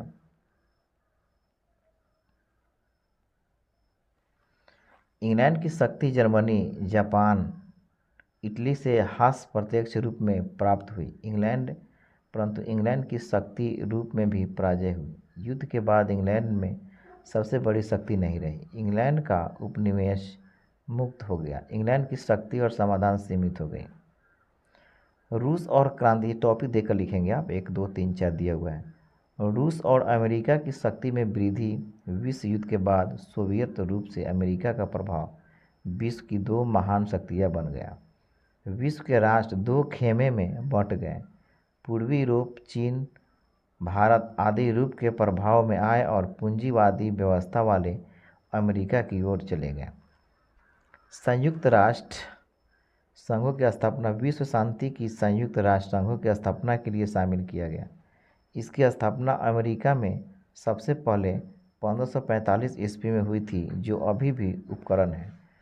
6 नंबर, विश्व में 2 गुटों का निर्माण। 2 गुटों का साम्यवादी और पूंजीवादी। साम्यवादी राष्ट्र का नेतृत्व सोवियत रूस कर रहा था और पूंजीवादी देश का नेतृत्व संयुक्त राष्ट्र अमेरिका कर रहा था। अब एक दूसरा गुट भी सामने आया है कि वह उत्तर पश्चिमी राष्ट्र है। यह देश अपने आर्थिक तंत्र तक अपने को केंद्रित करने लगे थे।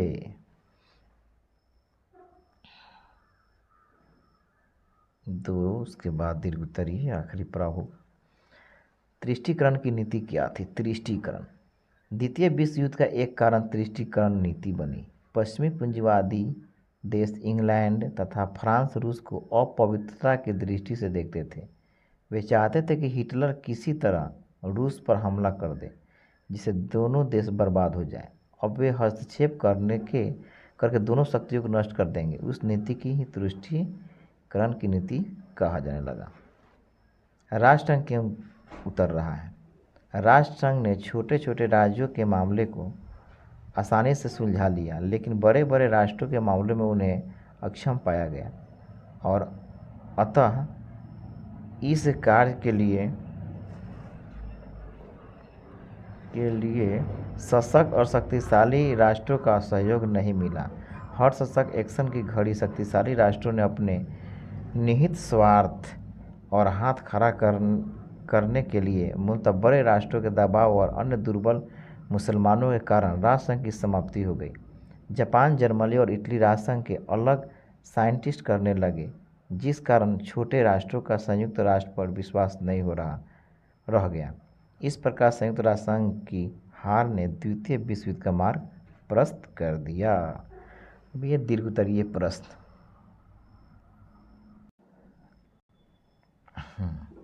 प्रथम विश्व युद्ध के क्या कारण थे? संक्षेप में लिखिए, संक्षेप नहीं है, संक्षेप में कहा, लेकिन संक्षेप में नहीं लिखा है। प्रथम विश्व युद्ध के निम्नलिखित कारण थे। नंबर 1, साम्राज्यवादी क्रांति। औद्योगिक क्रांति के बाद औद्योगिक क्रांति के विस्तार के लिए उपनिवेशों का निर्माण किया। 1914 ईस्वी तक जर्मनी औद्योगिक क्षेत्र में काफ़ी प्रगति हुई। ब्रिटेन फ्रांस पीछे छूट गए। जर्मनी को भी उद्योग के लिए कच्चा माल तैयार माल बाजार में उपलब्ध कराना चाहिए। मूल रूप से जर्मनी ने तुर्की के सुल्तान से सरवलिंग से बगदाद तक रेलवे लाइन मार्कर की योजना पर कारोबार किया। जर्मनी की इस योजना का फ्रांस और इंग्लैंड ने विरोध किया। मूलतः इस शक्तियों के बीच विरोध था। इधर अमेरिका भी एक शक्तिशाली राष्ट्र के रूप में उभर कर सामने आया। 2 नंबर, उग्रवाद, उग्र भावना तेजी से बढ़ रही थी। जाति, धर्म, भाषा और ऐतिहासिक परंपरा के व्यक्ति एक साथ मिलकर रहे और काम करें तो उनकी अलग पहचान बनेगी और उनकी प्रगति होगी। जर्मनी और इटली के एकीकरण इस आधार पर भुगतान किया गया था। बाल्कन क्षेत्र में यह भावना अधिक बलवती थी। बाल्कन तुर्कों प्रदेश में था, यह अब स्वतंत्र होना चाहता था। इसी तरह ऑस्ट्रिया हंगरी के कई क्षेत्र अब स्वतंत्र होना चाहते थे।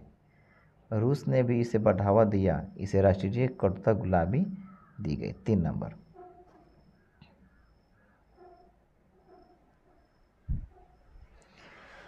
सैन्यवाद। यूरोपीय देश अपने सैनिकों की शक्ति पर पूरा ध्यान दे रहे थे। फ्रांस, जर्मनी आदि प्रमुख देश अपने राष्ट्रीय आय के लगभग 85% सैनिकों पर खर्च कर रहे थे। जर्मनी अपने जल सैनिक के क्षेत्र में चोरी हो गई। 1912 ईस्वी में जर्मनी ने इम्पेरर नामक जहाज बनाया, जो उस समय का सबसे बड़ा जहाज था। इस प्रकार जर्मनी ने इंग्लैंड के बाद दूसरा शक्तिशाली राष्ट्र बना। गुटों का निर्माण। साम्राज्यवादी लिप्सा का शिकार शक्तिशाली देश अपने हितों के गुटों का निर्माण करने लगे थे। पूरे यूरोप में 2 गुटों का बंटवारा हो गया। एक गुट हुआ त्रिगुट, इसमें जर्मनी, ऑस्ट्रिया हंगरी और इटली शामिल थे। दूसरे गुट त्रिदेशीय संधि, फ्रांस, रूस, ब्रिटेन थे। ये गुट युद्ध की भयानकता तय कर दी। तत्कालीन कारण। 28 जून 1914 को बोस्निया की राजधानी साराजेवो के आर्कड्यूक फ्रांडेंट की हत्या हो गई। ऑस्ट्रेलिया ने इस घटना के लिए सर्बिया को दोषी ठहराया। सर्बिया ने इनकार कर दिया। अतः 28 जुलाई 1914 को फ्रांस ने इसके खिलाफ युद्ध की घोषणा कर दी और व्यापक रूप से इसे अपना लिया। इस प्रकार आर्कड्यूक फ्रांडेंट की हत्या प्रथम विश्व युद्ध के ही कारण बने थे।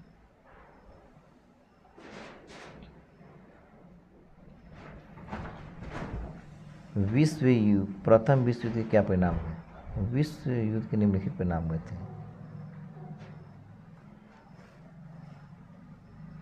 धन जन की हानि। अब तक युद्ध प्रथम विश्व का सिद्धांत था। विभिन्न अनुमानों के अनुसार लगभग 45 करोड़ लोग इस विश्व युद्ध के में प्रभावित हुए थे। युद्ध में मरने वालों की संख्या 90 लाख बताई गई। लाखों लोग अपंग हो गए। लाखों लोग तरह तरह की महामारियों से मारे गए।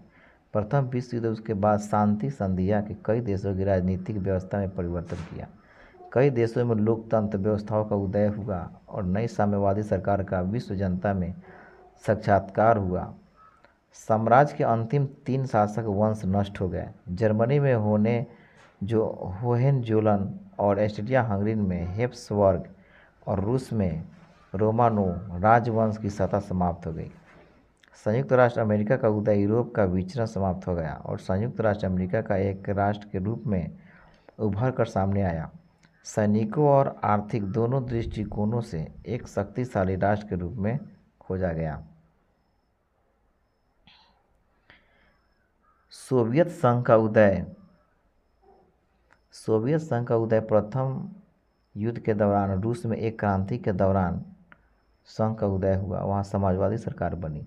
उपनिवेशों में स्वतंत्रता युद्ध के दौरान मित्र राष्ट्रों ने घोषणा की कि युद्ध के बाद उपनिवेशिक स्वतंत्रता दी जाएगी, पर ऐसा नहीं हुआ।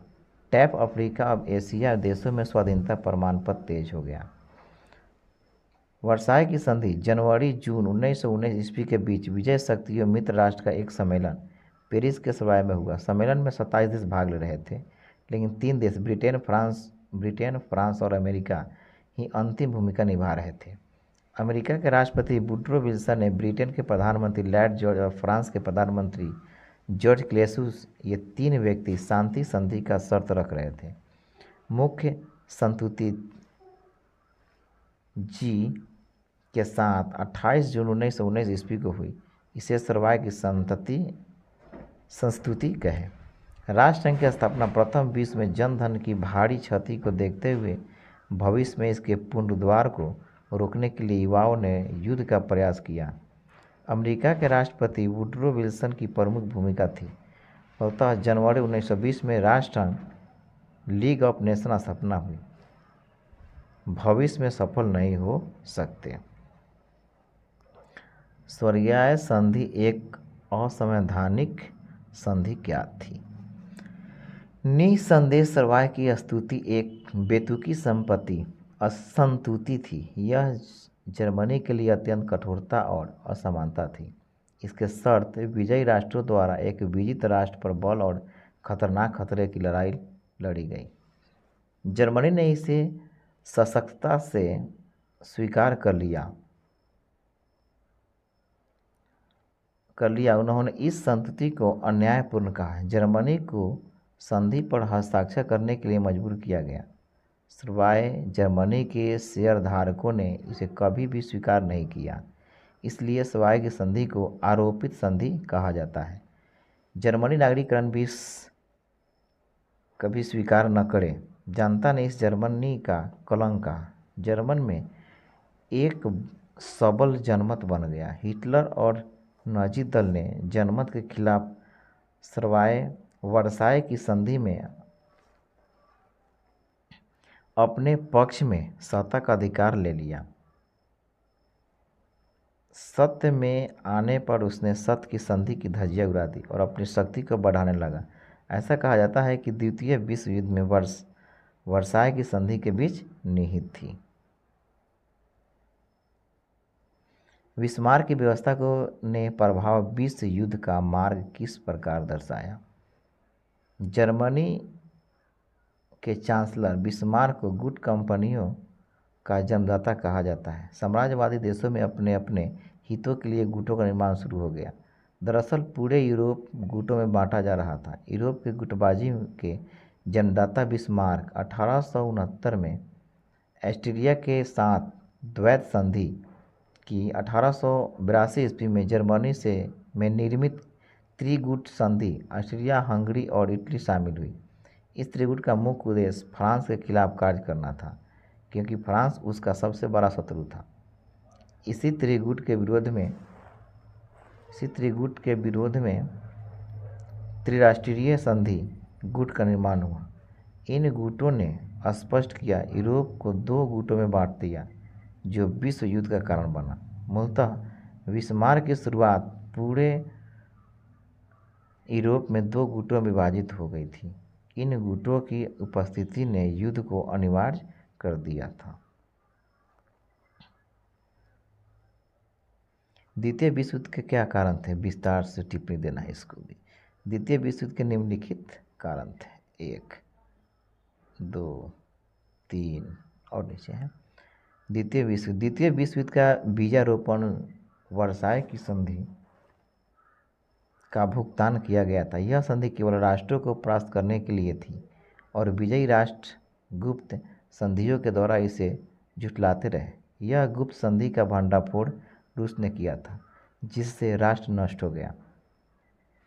विमुक्ता संधि दूसरा में है। राष्ट्रसंघ के विधान पर हस्ताक्षर करते हुए सभी सदस्यों द्वारा राज्यों ने स्पष्ट रूप से वादा किया था कि वे सामूहिक रूप से प्रादेशिक सामूहिक लिखाएगा अखंडता और राजनीतिक स्वतंत्रता की रक्षा करेंगी।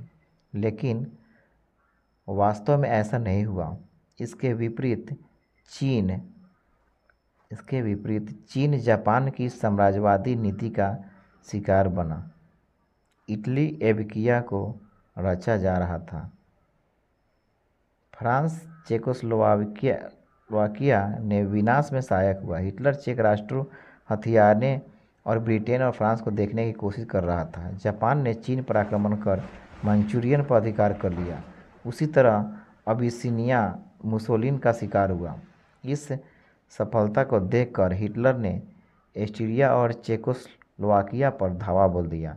उन्होंने पोलैंड पर भी कहानी कर दी और इसके साथ विश्व युद्ध की शुरुआत की।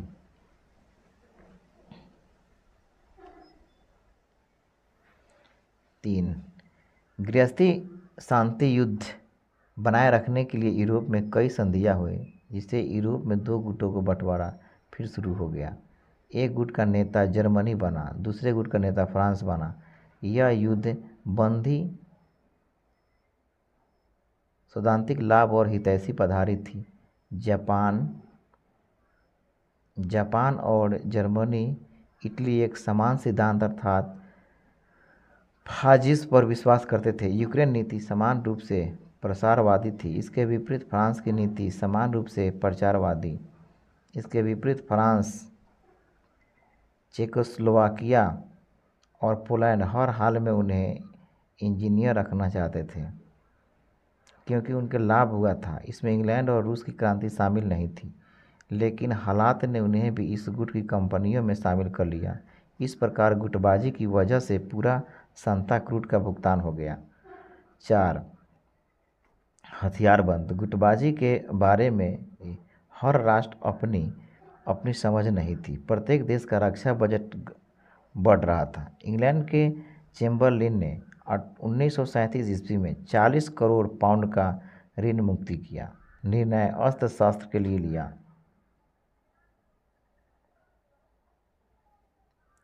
राष्ट्रसंघ की विफलता, राष्ट्रसंघ की विशेषताएं और सदस्य राष्ट्रों की सहयोग का अभाव भी द्वितीय विश्व युद्ध का कारण बना।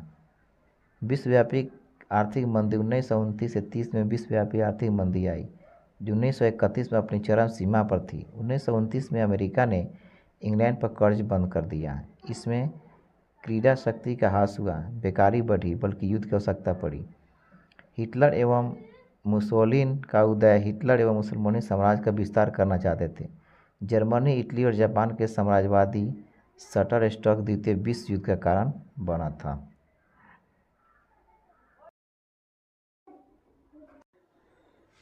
जो ये आखिरी और 6 नंबर क्वेश्चन है चौथा अध्याय का। इसमें प्रश्न है आपका कि द्वितीय विश्व युद्ध के परिणाम का उल्लेख करें।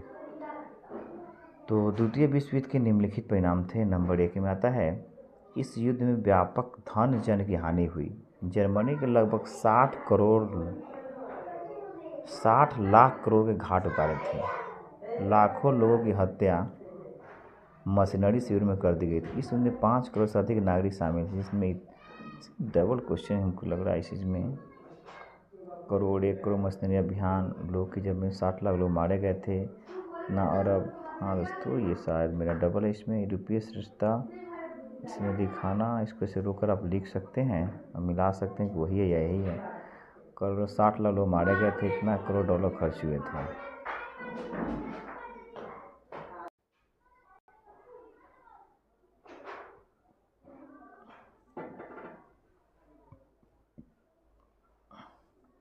यूरोपीय श्रेष्ठता, राष्ट्रों की प्रभुत्व समाप्त। द्वितीय विश्व युद्ध के बाद यूरोपीय राष्ट्रों की प्रभुत्व समाप्त हो गई। डबल हो गया है। द्वितीय विश्व युद्ध के बाद यूरोपीय की श्रेष्ठता एशिया के देश जैसे भारत, श्रीलंका, बर्मा, इंडोनेशिया, मिस्र आदि देश स्वतंत्र हो गए थे। इंग्लैंड की शक्ति जर्मनी, जापान तथा इटली के हास्य प्रत्यक्ष रूप में प्राप्त हुई, परंतु इंग्लैंड की शक्ति रूप से भी पराजय हुई। युद्ध के बाद इंग्लैंड में सबसे बड़ी शक्ति नहीं रही। इंग्लैंड का उपनिवेश मुक्त हो गया। इंग्लैंड की शक्ति और संसाधन सीमित हो गई। रूस और अमेरिका की शक्ति में वृद्धि। विश्व युद्ध के बाद सोवियत रूस और अमेरिका का प्रभाव विश्व के राष्ट्र में खेमे के बंट गए। पूर्वी यूरोप, चीन, भारत आदि रूस के प्रभाव में आए और पूंजीवादी व्यवस्था वाले अमेरिका की ओर चले गए।